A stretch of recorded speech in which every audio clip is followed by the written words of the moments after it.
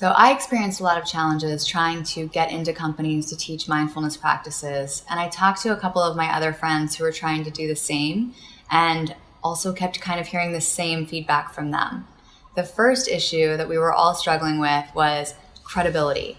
If you're just an individual yoga teacher, especially if you're one that's just come out of a teacher training and you're not teaching a lot at studios yet, how do you show this company that you actually have credentials, that you are going to really connect and resonate with their employees, that you're quality, that you're premium? How do you get a Fortune 100 to think that you are enough and great enough to bring them in to work with their employees?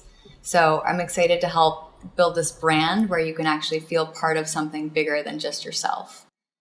The second challenge I heard from a lot of my fellow yoga and meditation teachers that they were really struggling with was getting their emails actually responded to.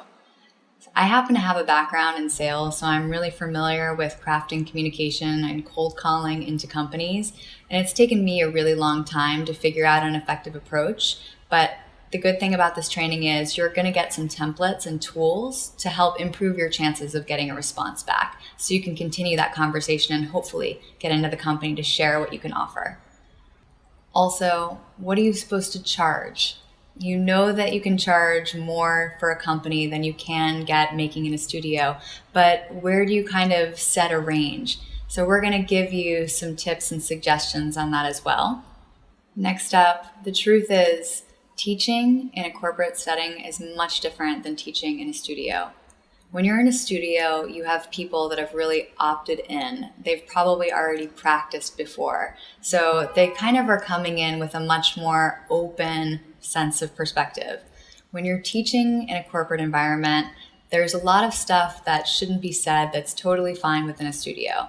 You kind of have an attitude of, okay, impress me. How is this going to help me? Why do I need to take 30 minutes away from my desk and be here? So you kind of already have your work cut out for you before you even say a word. So I'm going to really help you understand communication that will really break through, hopefully, that wall and get people to listen to you and help you be a much more effective communicator to this particular crowd. And finally, once you've actually started working with a company, oftentimes you'll find that you've got a bunch of people who come the first time, but then each time you tend to get less and less people.